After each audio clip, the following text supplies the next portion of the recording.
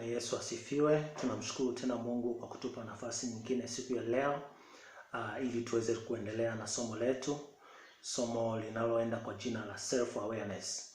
Na tunamshukuru Mungu kwa vipindi vyote ambavyo vimetangulia, na wito wangu kama bado hujasikiliza vipindi vilivyopita, nenda tu kwenye YouTube channel yako, nenda kwa jina la Emmanuel Mwakembe, basi utapata mfululizo mzima wa somo hili. Somo ni self awareness. Self awareness maana yake ni kujitambua. Na tumezungumza mambo mengi sana, na leo tunaendelea kuzungumzia kitu kingine cha msingi sana. Katika vipindi vilivyopita tulikuwa tukiangalia mazingira yetu, lakini pia tukiangalia miili yetu. Tumeangalia mambo mengi sana kuhusiana na mazingira yetu, na tumeangalia mambo mengi sana kuhusiana na miili yetu. Lengo ni kutambua mazingira yetu na miili yetu yako vipi. Je, yana influence gani katika kufanya maisha yetu yawe hivi yalivyo? Lakini sasa leo tunaenda kuzungumzia kitu kingine. Leo tunaenda kuangalia ulimwengu wa roho. Hatuwezi tukasema kwamba tumejitambua kama tu tutajua miili yetu, lakini pia tutajua mazingira yetu yanayotuzunguka, lakini tusipoangalia ulimwengu wa roho tutakuwa kama hatujafanya kitu chochote. Kwa sababu gani? Kwa sababu ulimwengu wa roho ndio the main factor, ndio the main issue. Yani ndio kitu mama. Hiki tunachokiona nje ni matokeo ya kitu ambacho kimefichwa, kitu ambacho ni cha silini, na hicho kitu ni nini? Ni ulimwengu wa roho. Kwa hiyo leo tunaenda kuzungumzia ulimwengu wa roho. Ulimwengu wa roho ni nini? Ulimwengu wa roho una tabia zipi? Ulimwengu wa roho, tunataka tupate picha halisi ya ulimwengu wa roho. Tukiutambua ulimwengu wa roho, tukitambua na miili yetu, tukatambua sasa na mazingira yetu, basi tunaweza tukasema kwamba okay, now I'm self aware. Niko self aware. Nimejitambua kwa sababu nimetambua namna roho yangu inavyokuwa operate, lakini pia nimetambua mwili wangu unavyofanya kazi, lakini pia nimetambua na mazingira yangu ya nje yanayofanya kazi. Ili sasa tunapokuja kuzungumzia swala la kujitawala, tutazungumzia kujitawala miili yetu, lakini pia tutazungumzia kutawala mazingira yetu ya nje, lakini pia tutazungumzia kutawala ulimwengu wa roho, Kwa hiyo ulimwengu wa roho leo ndo tunaenda kuzungumzia ulimwengu wa roho. Sasa nitataja tu baadhi ya tabia za ulimwengu wa roho, Lengo ni kufahamu ulimwengu wa roho na namna unavyofanya kazi. Kwa hiyo tunaweza tukasema ulimwengu wa roho na namna unavyofanya kazi. Sasa hatuwezi kuzungumza kila kitu, lakini tutazungumzia baadhi ya vitu ambavyo ni vya msingi sana wewe kuvielewa kuhusiana na ulimwengu wa roho. Kitu cha kwanza ambacho unatakiwa ukielewe ni kwamba ulimwengu wa roho ni halisi.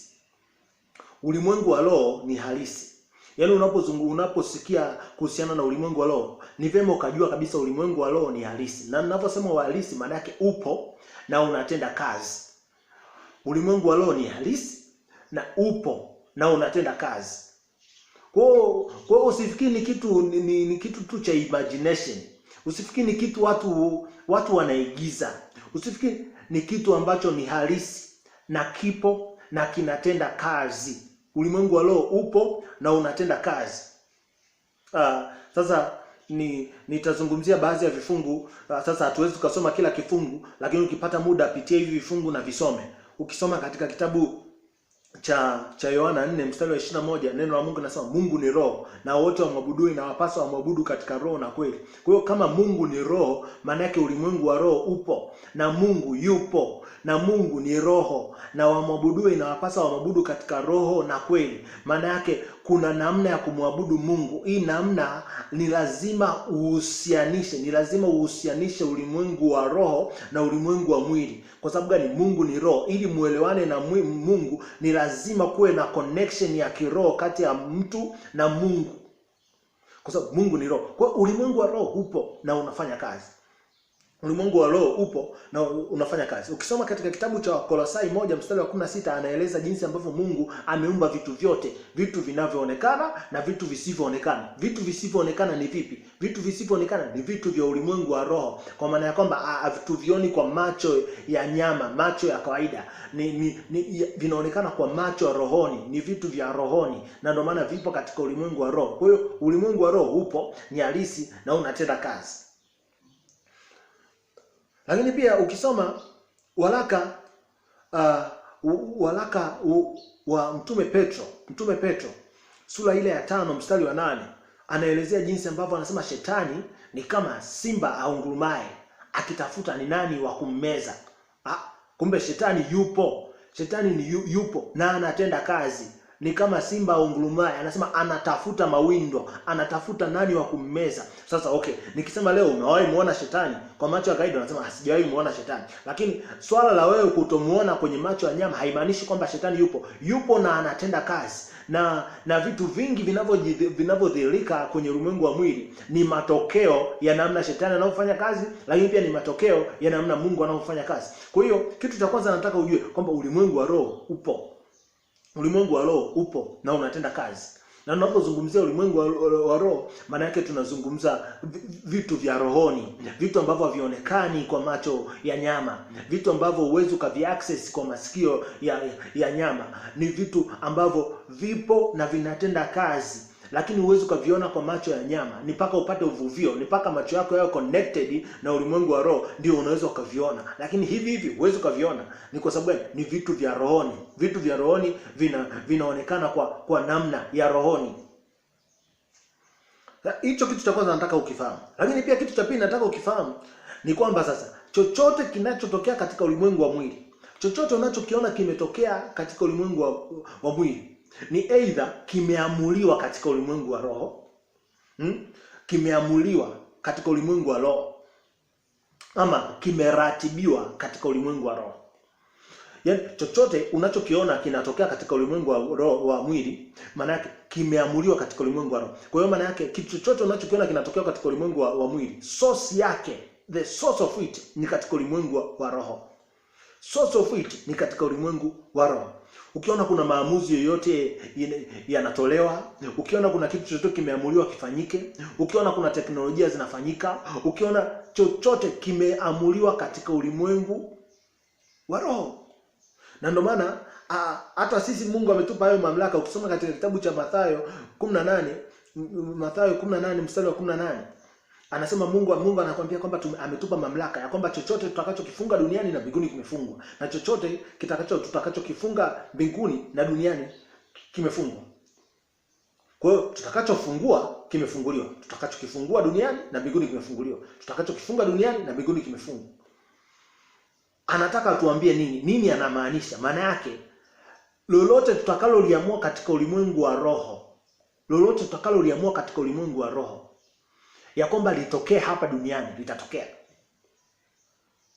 na lolote tutakaloliamua katika ulimwengu wa roho ya kwamba lifungwe hapa duniani litafungwa. Kwa sababu ulimwengu wa roho ndio sehemu ambayo maamuzi yote yanafanyika.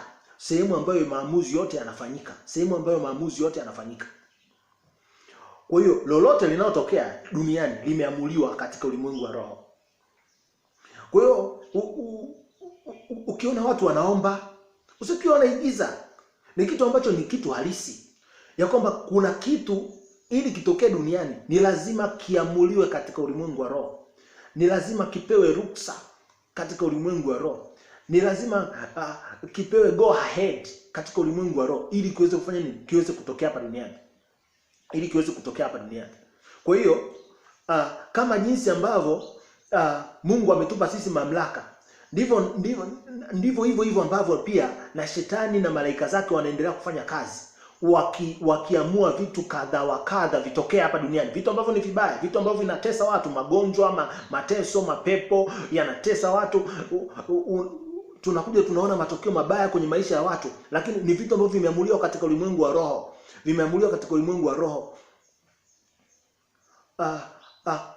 Kuna vitu ili vitokee, maana yake watu wanaenda kwa waganga wa kienyeji.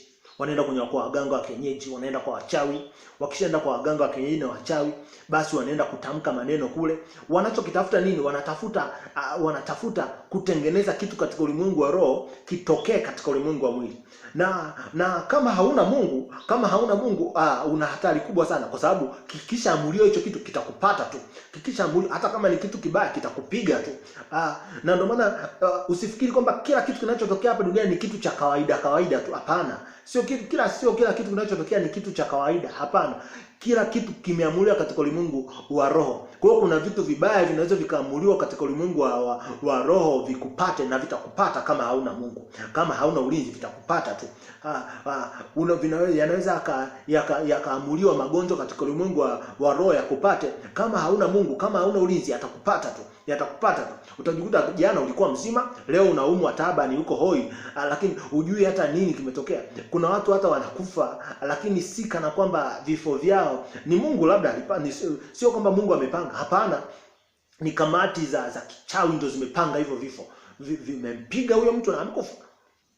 Kwa ulimwengu wa roho upo na ni halisi, lakini pia kila unachokiona duniani kinatokea kimeamuliwa ama kimeratibiwa katika ulimwengu wa roho. Sasa siwezi kusema kila kitu, siwezi nikatoa mifano mingi kwa sababu ya muda, lakini nataka ushike hiyo concept. Ya kwanza nimesema kwamba ulimwengu wa roho upo na ni halisi na unatenda kazi. Lakini cha pili, kila unachokiona kinatokea duniani kimeamuliwa katika ulimwengu wa roho. Kimeamuliwa katika ulimwengu wa roho. Kimeamuliwa katika ulimwengu wa roho. Hiyo pointi ya pili, shika sana hiyo. Kitu cha tatu, katika ulimwengu wa roho sasa kuna ulimwengu wa nuru na kuna ulimwengu wa giza. Kuna ulimwengu wa nuru na kuna ulimwengu wa giza. Hicho cha kushika sana, ya kwamba kuna ulimwengu wa nuru na kuna ulimwengu wa giza. Sasa ulimwengu wa nuru yuko nani? Ni Mungu aliye hai, ni Mungu Jehova, ndio yuko ulimwengu wa nuru. Na ulimwengu wa giza yuko nani? Yuko Shetani. Shetani ndo baba wa ulimwengu wa giza. Na Mungu ndio baba wa ulimwengu wa nuru. Sasa hicho kitu cha msingi sana. Sasa na ndio maana ukisoma katika kitabu cha Kolosai kitabu cha Kolosai sura ya kwanza mstari wa 13 mpaka wa 14, anaeleza jinsi ambavyo mtu anavyompata Kristo, mtu ambavyo anamwamini Mungu, kitu kinachotokea katika ulimwengu wa roho. Naomba nisome kitabu cha Wakolosai. Kitabu cha Wakolosai, Kolosai sura ile ya kwanza.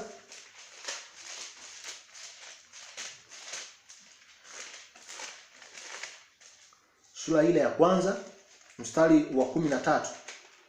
Utaona kitu kinatokea, kitu cha ajabu sana. Kuanzia mstari wa 13 anasema, naye alituokoa katika nguvu za giza, akatuhamisha na kutuingiza katika ufalme wa mwana wa pendo lake. Naye alituokoa katika nguvu za giza. Alituokoa, maana yake tulikuwa tumefungwa katika nguvu za giza. Maana yake kuna mamlaka iliyokuwa inatutawala before, ambayo ni mamlaka ya giza. Sasa usiseme hivi vitu havipo, ni vitu vipo. Kwa hiyo kumbe mtu ambaye hajampata Kristo ni mtu ambaye anakuwa amefungwa katika mamlaka ya nguvu za giza. Alafu anasemaje? Akatuhamisha kutoka wapi? Akatuhamisha kutoka kwenye huo ufalme wa giza. Kutoka kwenye huo ufalme wa giza ambao yuko nani? Yuko Shetani, ndiye anayetawala huo ufalme wa giza. Kwa hiyo tunapomwamini Kristo anatuhamisha, akatuokoa. Kumuokoa mtu maana yake anaweza akawa alikuwa mtumwa kule, anaweza akawa alikuwa amefungwa, anaweza akawa alikuwa hayuko huru. Kwa hiyo unapomuokoa maana yake unamtoa kutoka kwenye kile kifungo. Lakini unapomhamisha maana yake alikuwa sehemu fulani, unamhamisha kutoka sehemu fulani unampeleka sehemu nyingine. Yesu anasema kwamba alituhamisha kutoka kwenye ufalme wa giza, akatuleta hapa, akatuleta katika ufalme wa mwana wa pendo lake. Alafu anasema mstari wa 14 anasema ambaye katika yeye tuna ukombozi, yani msamaha wa dhambi. Kwa hiyo hivi ni vitu halisi, ni vitu ambavyo vipo na vinatenda kazi. Kwa hiyo kuna ufalme wa nuru na kuna ufalme wa giza. Kwa hiyo mtu ambaye hayuko katika ufalme wa nuru, mtu ambaye hamwamini Mungu, mtu ambaye hajamwamini Kristo, automatically huyo mtu yuko chini ya ufalme wa giza.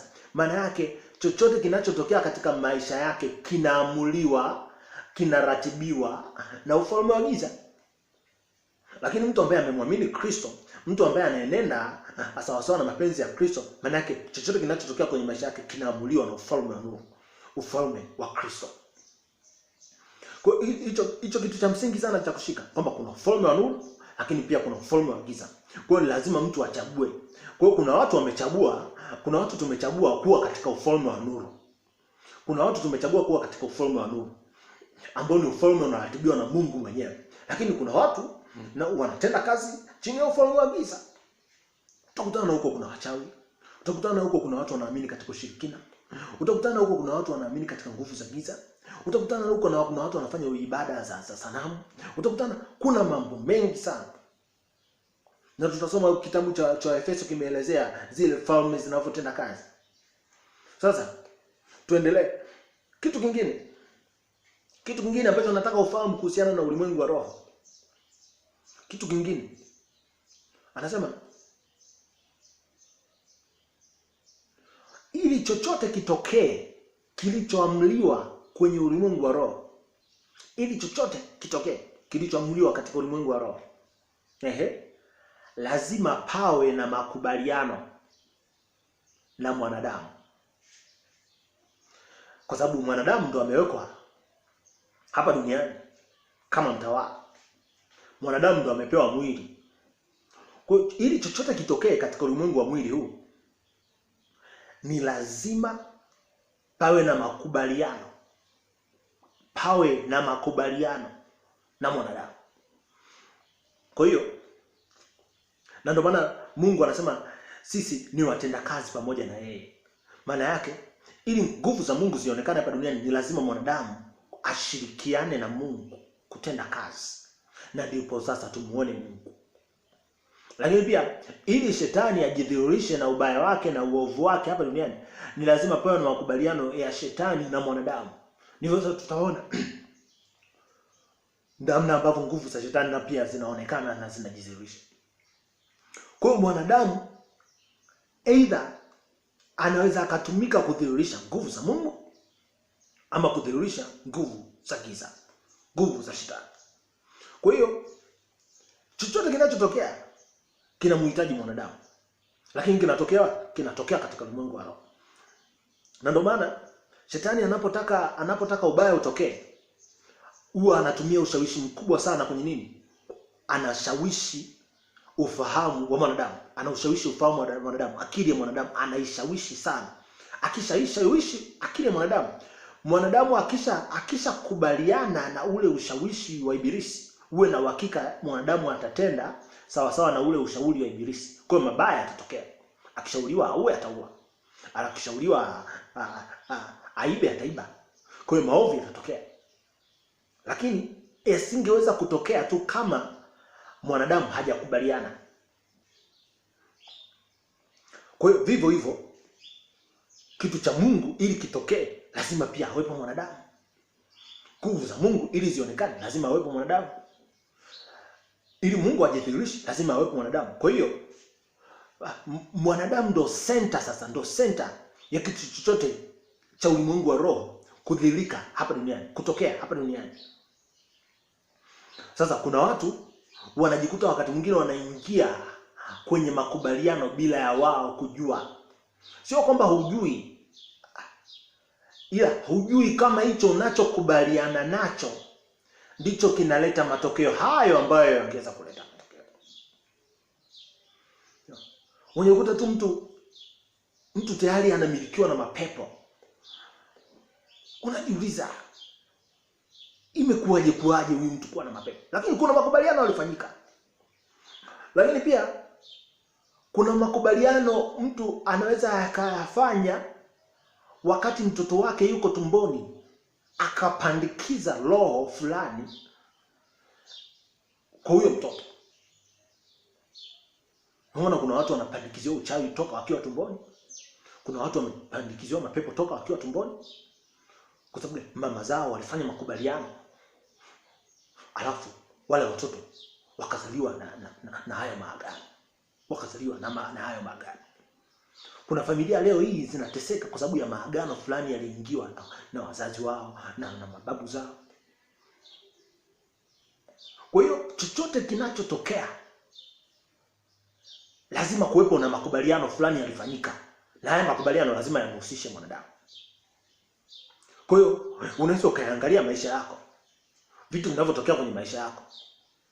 Usifikiri kila kitu ni normal tu. Sio kila kitu ni normal. It's not just normal. Kama haujampata Kristo na kama hujaelewa hivyo vitu ukaomba Mungu akukomboe, hivi vitu ni real. Hivi vitu vipo. Hivi vitu vinatenda kazi. Kwa hiyo hicho kitu nataka ukijue kwamba kumbe mwanadamu, chochote kinachotokea kinaanzia kwenye ulimwengu wa roho, lakini pia kinamtafuta mwanadamu. Kwa hiyo mwanadamu sasa ndo ana-initiate katika ulimwengu wa mwili, kwa sababu shetani hana mwili.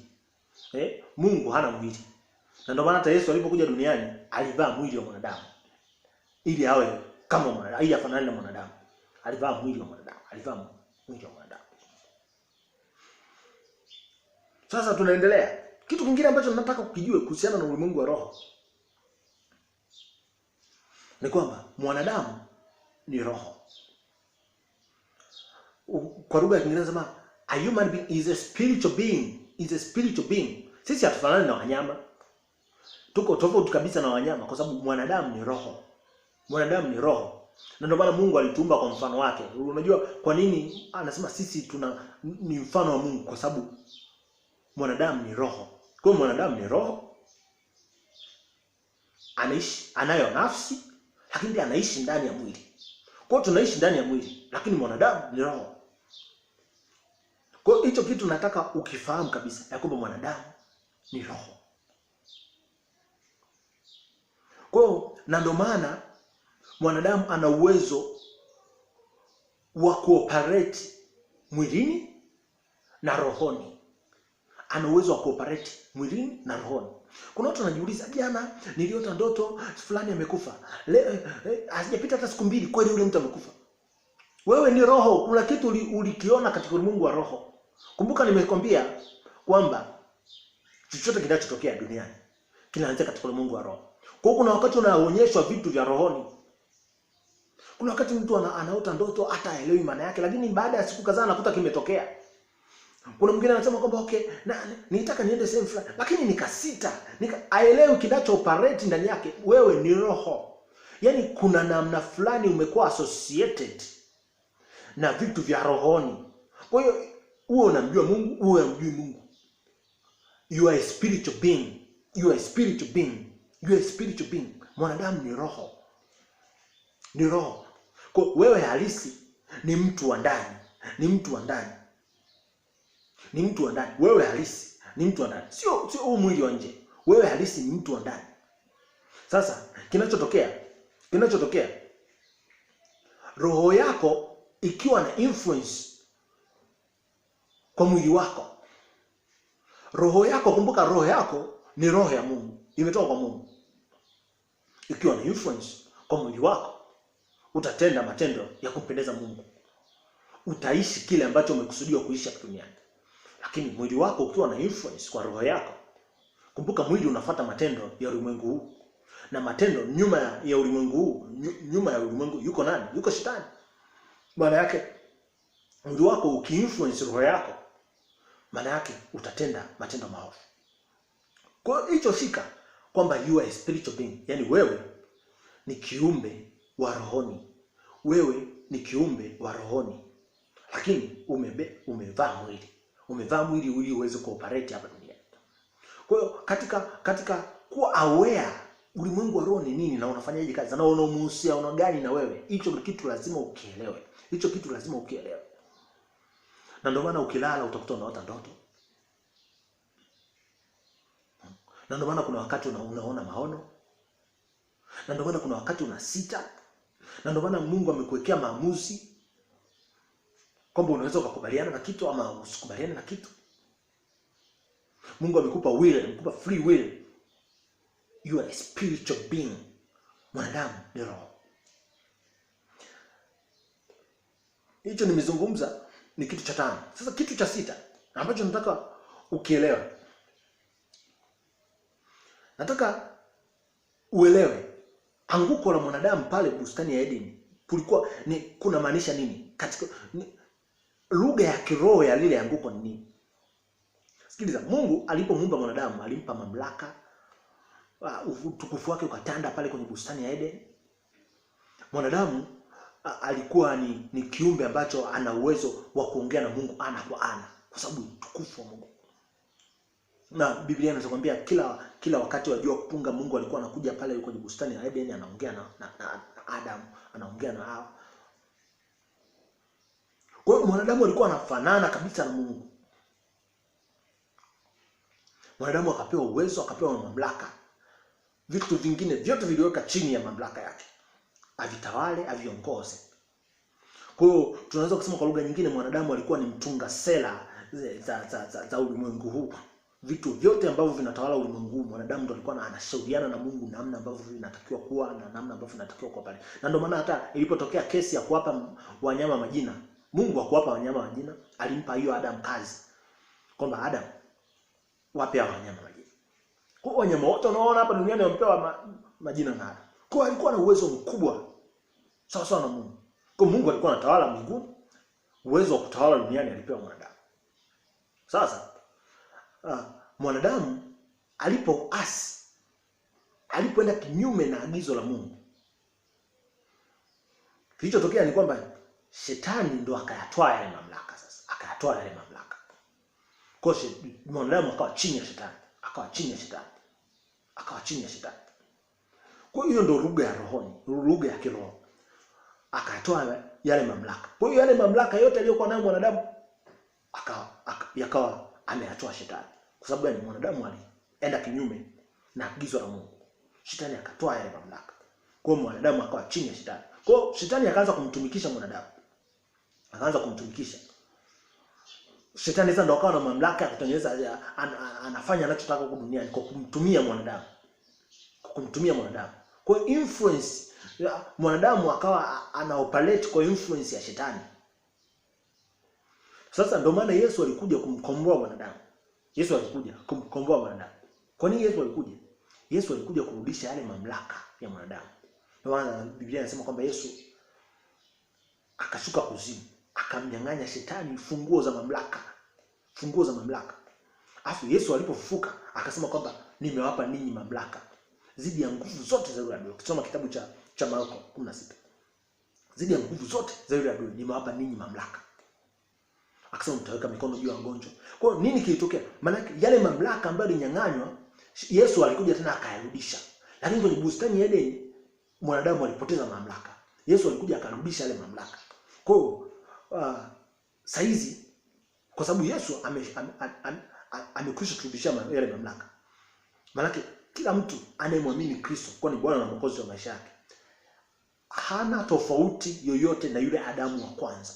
Hana tofauti yoyote. Ana yale mamlaka dhidi ya kila nguvu ya yule adui shetani. Dhidi ya kila nguvu yoyote, hiyo ni mapepo, hiyo ni wachawi, hiyo ni vinyamkela.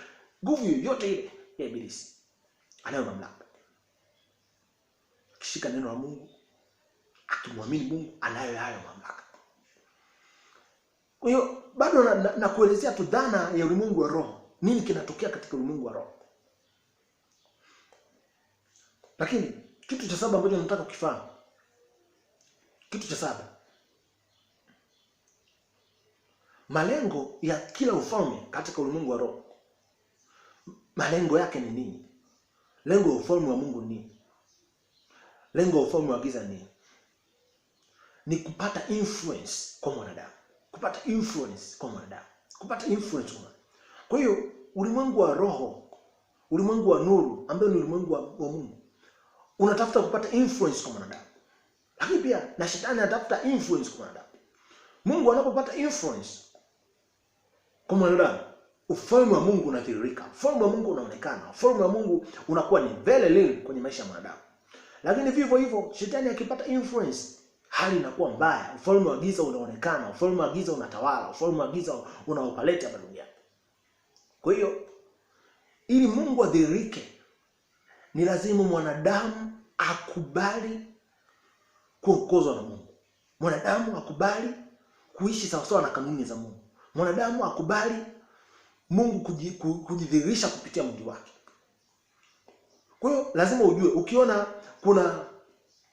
kuna mambo yanayotokea ambayo huyapendi, kuna mambo yanayotokea ambayo unajua kabisa hizi ni njama za shetani, ujue kuna influence ya shetani hapo ambayo inatakiwa kuondolewa.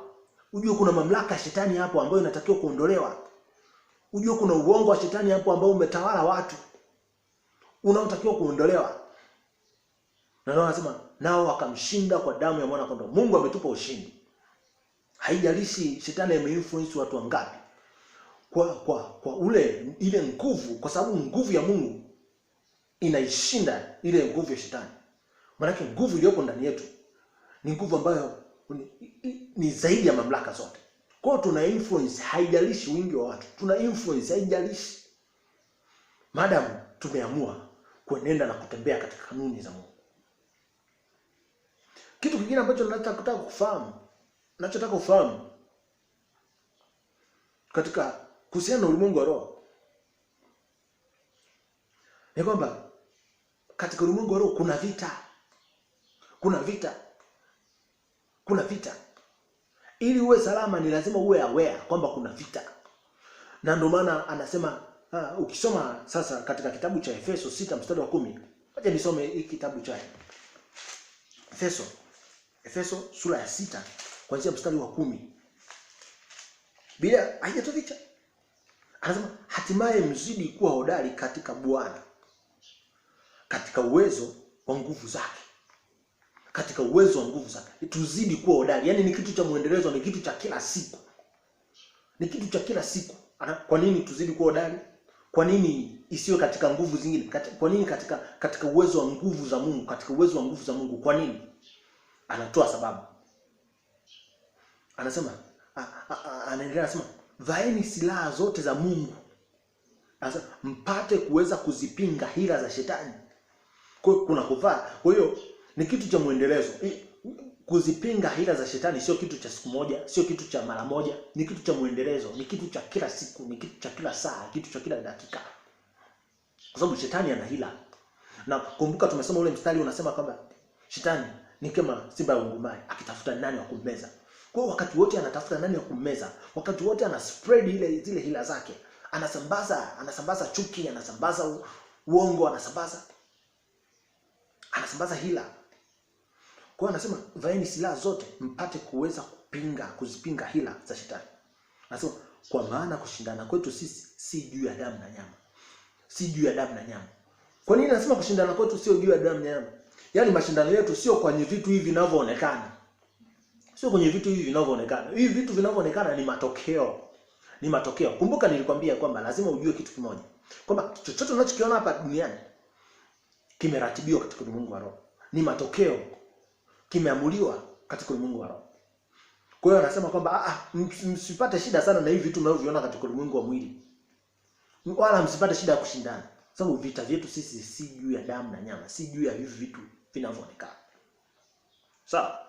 Anasema bali ni juu ya falme.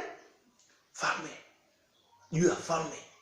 Kwa kwenye ulimwengu wa roho kuna falme na mamlaka, juu ya wakuu wa giza, juu ya majeshi ya pepo wabaya. Huko kuna wakuu wa giza, kuna pepo wabaya. Sasa katika ulimwengu wa roho. Sasa tunakuja kuwekwa wazi kabisa kumbe kuna ulimwengu wa roho. Kwa hiyo vita vyetu ni ya ulimwengu wa roho. Vita vyetu ni ya ulimwengu wa roho. Hicho lazima uelewe kwamba ulimwengu wa roho upo na ulimwengu wa roho kuna vita. Ukiona kitu kimetokea, maana yake kuna kitu kimeshinda. Kuna kitu kimeshinda. Kwa hiyo unashuhudia yale matokeo ya ule ushindi kwenye ulimwengu wa mwili. Sasa ukiendelea hapa anasema kwa sababu hiyo toaeni silaha zote za Mungu mpate kuweza kushindana siku ya uovu, ukisha kuyatimiza yote. Basi simameni hali mmejifunga kweli viunoni mwenu, kuvadilia haki kifuani, na kufungiwa miguu tayari patao injili ya amani. Zaidi yote mkitoa ngao ya imani, ambayo kwa hiyo mtaweza kuzima mishale yote yenye moto ya yule mwovu. Sasa nitaka ujue tu kwamba ulimwengu wa roho upo. Anasema kushindana kwetu si juu ya damu na nyama. Anasema vita vyetu ni vita ya ulimwengu wa roho. Ni vita ya ulimwengu wa roho. Kwa hiyo kuna kitu kinaweza katokea kwenye maisha yako kwa sababu tu ya hila ya shetani. Kuna kitu kinaweza katokea kwenye maisha yako kwa sababu tu hujasimama imara. Kuna kitu kinaweza katokea tu kwenye maisha yako kwa sababu hujasimama katika nguvu za Mungu.